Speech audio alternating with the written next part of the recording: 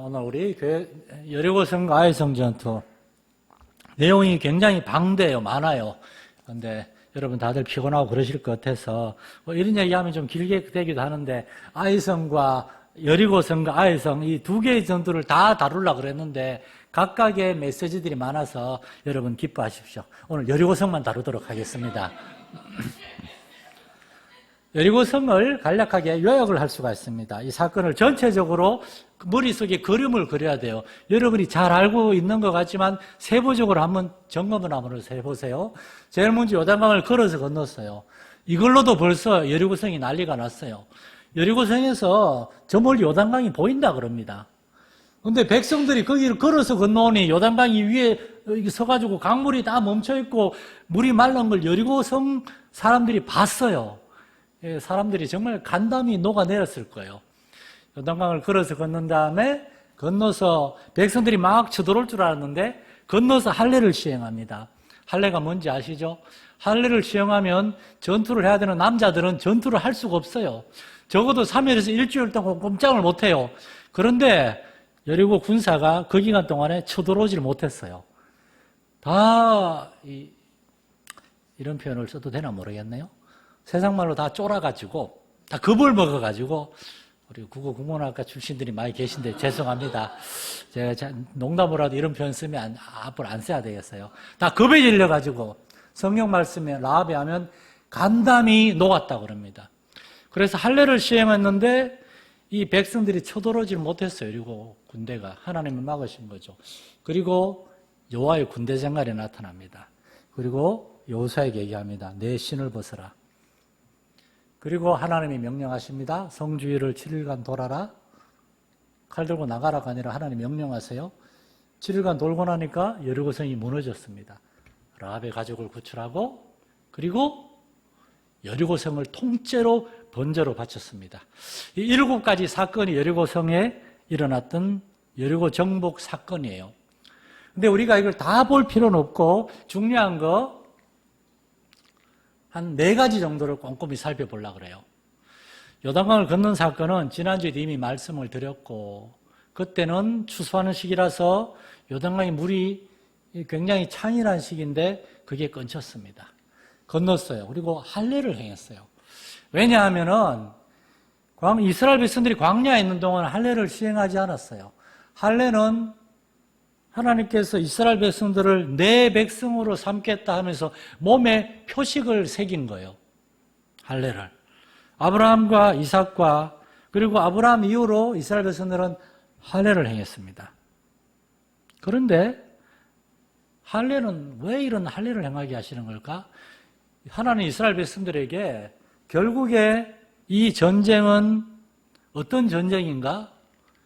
정결함, 거룩함의 전쟁이라는 겁니다. 여리고성의 가나안 족속과 이스라엘 백성들 어떤 사람들이 하나님 앞에 더 정결한 사람인가 깨끗한 사람인가 결국은 거룩함의 싸움입니다. 우리가 예수를 믿어요. 예수를 믿기 전에는 우리는 세상 사람들과 똑같습니다. 그런데 하나님이 택하시고 그 하나님의 택하심에 우리가 응답을 했을 때 하나님은 우리를 어떻게 하시는가 하면은 거룩하다 칭해 주세요. 예수를 믿어도 우린 거룩한 사람이 되지 않아요.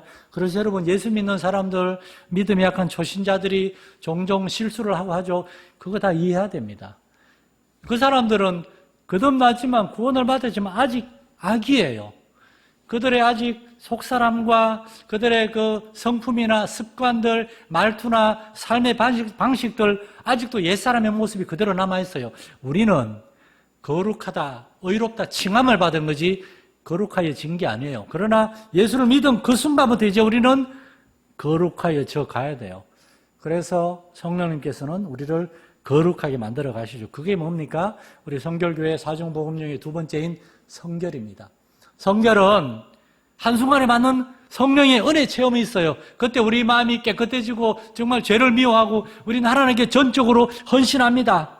저도 여러 번 눈물 콧물 쏙 빼고 하나님께 엎드려 회개하고 헌신한 적이 있어요. 그리고 한 며칠 동안은 정말 천사처럼 아무도 안 밉더라고요. 다 예뻐 보이고. 근데 정확히 일주일이 지나니까 이제 좀 이렇게 전에는 안 보이던 것들이 보이기 시작하더라고요. 그러면서 이렇게 막 화도 나고 막 속상하고 착각을 하는 거예요. 나는 정결한데 왜 저 사람은 엉망인가? 그게 아니에요. 뭐 눈에 뭐만 보인다고. 제가 정결함이 식으니까 은혜가 떨어지니까 자꾸 이렇게 그렇게 보이는 거예요. 그런데 그러한 순간적인 은혜 체험, 성결의 체험만이 아니라 점진적인 지속적인 성결의 과정, 성화의 과정이 필요해요. 그게 신앙생활입니다. 날마다 죄와 싸우고 악은 그 모양이라도 버리고, 할례는 이제 이스라엘 백성들이 하나님의 소유가 되었고 거룩하신 분은 하나님밖에 없어요. 그리고 이제 하나님의 백성이 되었으니까 이스라엘 백성들도 하나님의 거룩함이 그들에게 전가된 겁니다. 모세가 시내산에서 하나님을 만나고 내려왔을 때 얼굴에 빛이 난 것처럼 하나님의 거룩함이 백성들에게 전가되었어요. 그래서 몸에 할례를 행한 것만이 아니라 이제 하나님의 백성으로서 거룩하여 줘야 될 책임, 사명을 부여해 준 거죠.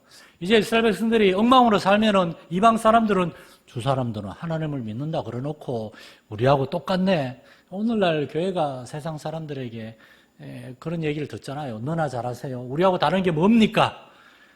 일요일날 빨간 날 성경책 들고 교회 가는 거 말고는 우리하고 다른 게 뭡니까? 요즘은 뭐 성경책도 안 들고 가죠. 핸드폰 하나 딸랑 들고 교회 오죠. 다 이렇게 준비되어 있으니까. 며칠 전에 컴퓨터가 고장 났는데 안 고칠까 하다가 고쳤습니다. 이렇게 막 고쳤어요. 이렇게. 이거 없으면 예배가 진행이 안 돼요. 근데 이거 없어도 상관없습니다. 우리에게는 성경 찬송이 있잖아요. 할례는 이제 이스라엘 백성들은 하나님의 백성이 되었고 하나님의 정결하심을 입은 사람들이라는 표식입니다. 책임과 사명이에요. 그 다음에 하나님께서는 천사를 보내십니다. 여호와의 군대 장관이 와요.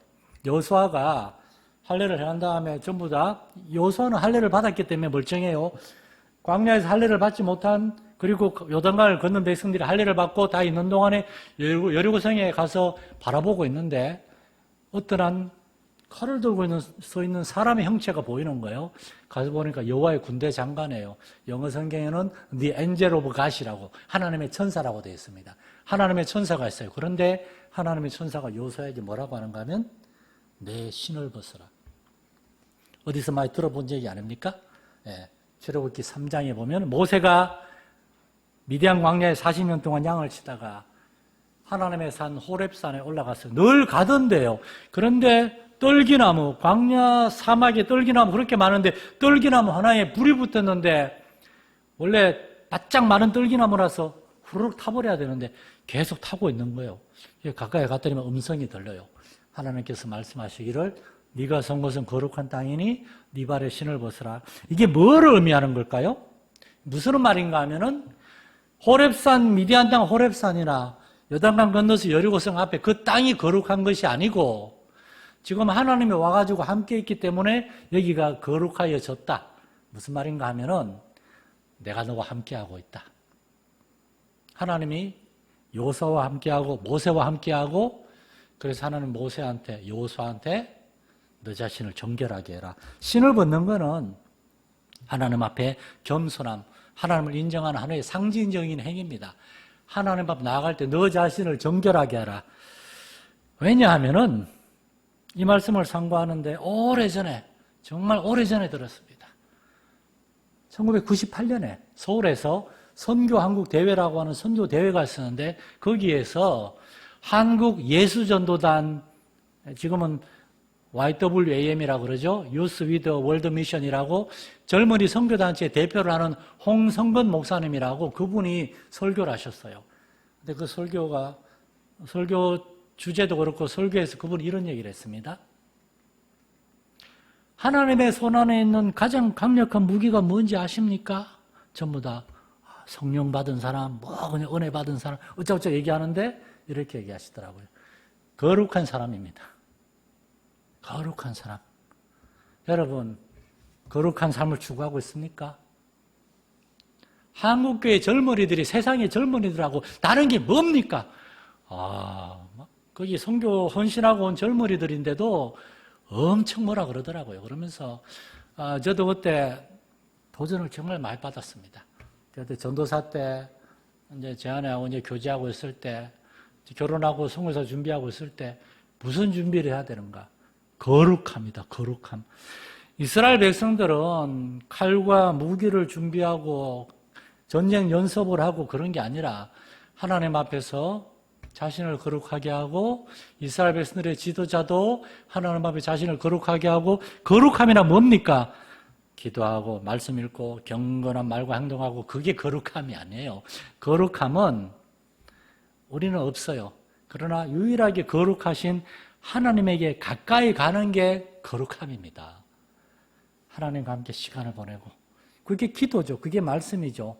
그리고 하나님의 사람답게 하나님의 성령님이 함께 하시는 사람답게 말하고 행동하고 살아가고 죄에 대해서 민감하고 다른 사람의 죄에 대해서만 민감한 게 아니라 나 자신의 죄와 허물과 연약함에 대해 민감하고 언제나 눈물을 흘려 하나님 앞에 엎드려 기도하고 그런 사람들을 하나님은 쓰시는 겁니다. 이 말씀을 전한 게 1998년인데 그 전후를 통틀어 또한 지금까지 한국 교회의 지도자들과 교회 이름 있는 그러한 사람들의 그런 불경건하고 불의하고 잘못된 모습, 그러한 모습 때문에 얼마나 교회가 큰 어려움을 겪었습니까? 정말 선지자적인 그러한 메시지였죠. 결국 이스라엘 백성들이 여리고성 정복과 가나안 정복을 위해 준비해야 될 것은 하나님을 가까이 함으로 자신을 정결하게 하는 거였다는 겁니다. 그리고 난 다음에 하나님이 이제 명령을 하십니다. 하나님의 명령은 칼을 들고 싸우라는 게 아니었습니다. 여리고성은 가나안 땅에 들어가서 첫 번째 전쟁인데 첫 번째 전쟁에서 하나님은 이스라엘 백성들은 아무것도 못하게 했어요. 6일 동안 매일 한 바퀴씩 돌아라. 그러면 몇 바퀴입니까? 6바퀴. 그리고 7일째는 7번을 돌아라. 그러면 6 더하기 7은 13바퀴. 그러니까 돌기만 하는 거예요. 왜 평일날은 뭐 여러 가지 집안일도 하고 이렇게 일을 하고 7일째는 안식일이니까 한꺼번에 예배드리고 그리고 하루 종일 성을 돌았어요. 이 말씀을 통해서 이스라엘 백성들에게 하나님이 주신 명령은 뭔가? 첫째, 여리고성을 13바퀴 돌아라. 그리고 두 번째 명령은 잠잠하라. 아무 말도 하지 마라. 성을 돌면 여리고성 사람들이 뭐 돌을 던질 수도 있고 위협을 가할 수도 있는데 반응하지 말고 잠잠하라. 이 두 가지 명령을 통해서 하나님 이스라엘 백성들에게 주신 말씀은 첫째, 하나님께 순종하라. 너희가 하려고 하지 말고 하나님께 순종하라. 둘째, 하나님의 일하심을 보라는 겁니다. 그러니까 첫 번째 여리고성 정복은 하나님이 여리고성을 정복하는 게 목적이 아니었어요. 이스라엘 백성들에게 무언가 보여주는 게 목적이었어요. 이것은 또다시 40년 전으로 거슬러 올라갑니다. 출애굽기 14장에 이스라엘 백성들이 애굽 땅을 나왔어요. 사실 저쪽 지중해 면에 있는 왕의 대로라고 하는 무역로를 따라 육지로 가나안 땅으로 갈 수가 있어요. 왠가 하면은 아프리카와 유럽은 연결되어 있으니까. 거기 땅이 있으니까. 지금 그 수에즈 운하가 있잖아요. 길이 있어요. 그런데 하나님은 여기 밑에 홍해로 가라 그랬어요. 그래서 이스라엘 백성들이 홍해 앞에 섰을 때 뒤에 애국 군대가 와가지고 앞에는 바다고 뒤에는 애국 군대가 그때 막 이스라엘 백성들이 하나님께 원망하고 모세를 원망하고 하나님이 왜 이들을 그 홍해 앞으로 못 데리고 갔을까요? 광야에 들어가는 첫 여정인데 하나님은 이스라엘 백성들이 무언가 보여주기를 원했어요. 그때 하나님이 모세를 통해 말씀하십니다. 우리 전류관이가 다 함께 한번 큰 소리로 한번 읽어보겠습니다. 시작. 모세가 백성에게 이르되 너희는 두려워하지 말고 가만히 서서 여호와께서 오늘 너희를 위하여 행하시는 구원을 보라. 여호와께서 너희를 위하여 싸우시리니 너희는 가만히 있을지니라. 아멘. 하나님은 이스라엘 백성들한테 보여주기를 원했어요. 앞으로 광야를 지나고 가나안에 들어갈 때 너희가 일하는 게 아니고 내가 일하는 거다.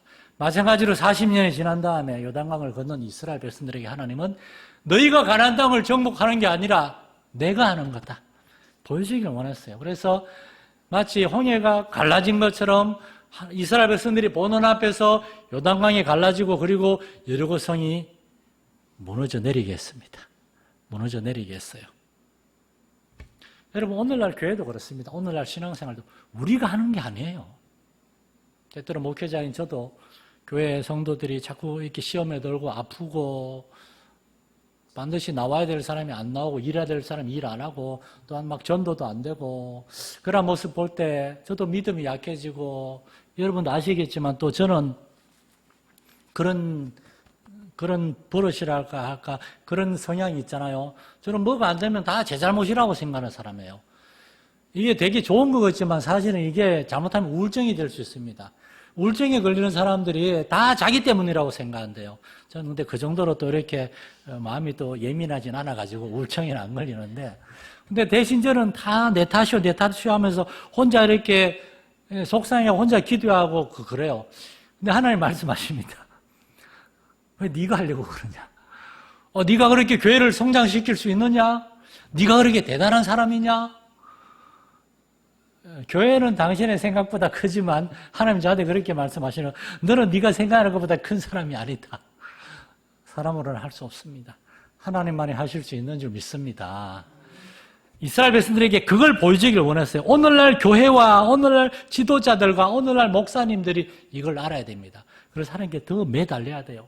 우리 자신을 정결하고 하나님께 매달리고 하나님은 이러한 이스라엘 백성들에게 여리고성을 주셨습니다. 칼 한 번 휘두르지 않았어요.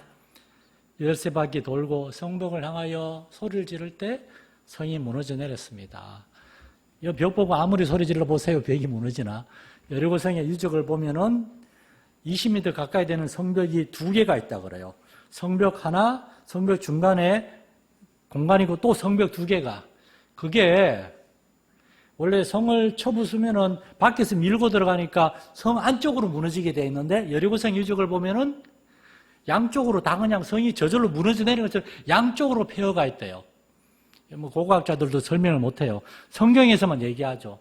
밖에서 밀어서 공성전으로 밀어서 무너뜨린 게 아니고 하나님이 너무 무너뜨렸기 때문에 위에서 저절로 주저앉은 거예요. 그리고 하나님은 여리고성을 통째로 하나님께 바치라 명하십니다. 번제라는 말은 제일 좋은 제물을 하나님께 가져와서 다 태워서 제로 만드는 거예요.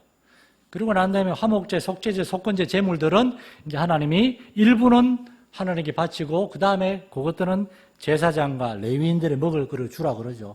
그런데 엘리의 제사장의 두 아들 홈리와 비나스 이런 사람들은 딱 보니까 번제로 가져온 고기가 제일 좋은 고기니까 그것만 강제로 빼앗고 별로 안 좋은 고기를 번제로 바치게 하고 이런 도둑놈의 짓을 하다가 둘 다 하나님께 징계를 받죠.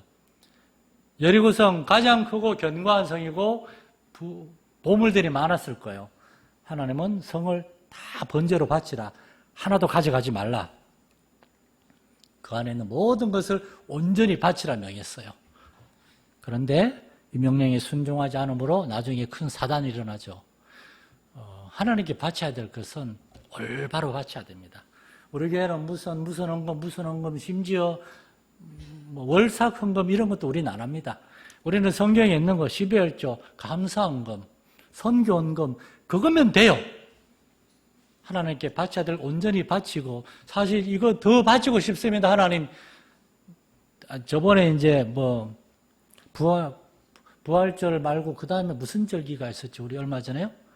맥주절.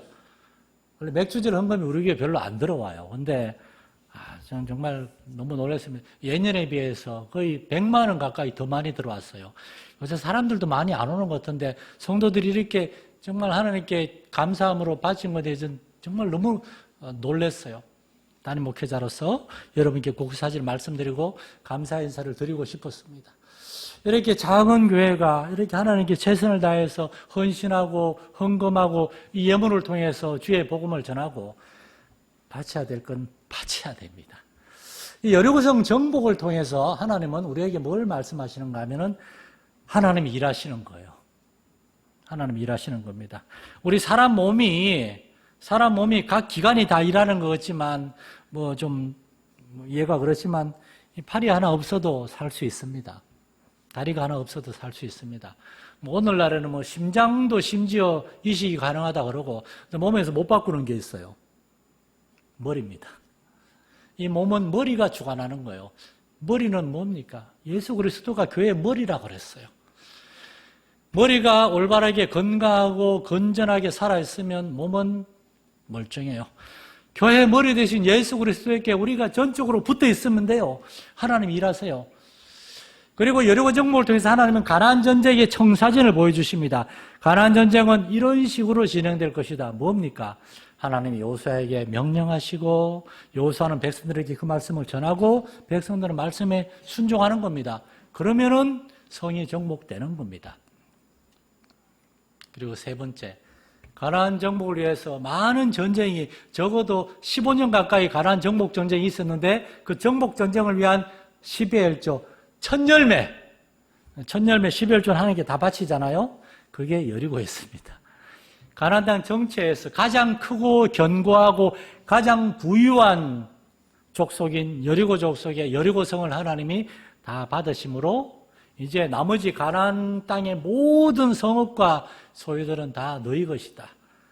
하나님은 그렇게 여리고 정복을 받으심으로 이제 함께하고자 하시는데 가나안 그 다음에 아이성 전투에서 요건 다음에 하기로 했죠. 이제 사단이 일어납니다. 그 부분은 다음 주에 살피도록 하겠습니다. 기도하겠습니다. 하나님 아버지, 여리고성 정복을 통하여 마침내 이스라엘 백성들의 가나안 땅 정복과 정착이 시작되는 것을 봅니다. 그것도 하나님의 일하심, 하나님의 명령하심, 백성들이 하는 것은 하나님을 신뢰하고 순종하는 것이었습니다. 그것만 하면 되었는데 그게 그렇게 어려운 것인지 그게 잘 안 되는 것을 봅니다. 오늘 우리의 삶에서도 하나님의 말씀에 귀를 기울이고 하나님 되심을 인정하고 우리가 삶 속에 하나님께 온전히 순종할 때에 이제는 하나님의 그 권능의 역사가 우리의 삶의 정말 모든 영역에서 나타나는 것을 보게 하여 주시옵소서. 하나님의 형통하게 하심과 하나님의 평탄하게 하심을 경험하게 하여 주옵소서. 형통함과 평탄함, 그게 목적이 아니라 하나님을 가까이 하는 거룩함과 하나님의 말씀에 귀를 기울이고 순종할 때에 그 형통함과 평탄함은 열매로 주어지는 것임을 알게 하시고 그것을 경험하는 우리의 삶이 되게 하여 주옵소서. 이번 한 주간의 삶도 하나님께 올려드립니다. 주님 동행하시고 인도하여 주옵소서. 감사드리며 우리 주 예수님 이름으로 기도드립니다. 아멘. 하늘에 계신 우리 아버지, 아버지의 이름을 거룩하게 하시며 아버지의 나라가 오게 하시며 아버지의 뜻이 하늘에서와 같이 땅에서도 이루어지게 하소서. 오늘 우리에게 일용할 양식을 주시고 우리가 우리에게 잘못한 사람을 용서하여 준 것 같이 우리 죄를 용서하여 주시고 우리를 시험에 빠지지 않게 하시고 악에서 구하소서. 나라와 권능과 영광이 영원히 아버지의 것입니다. 아멘.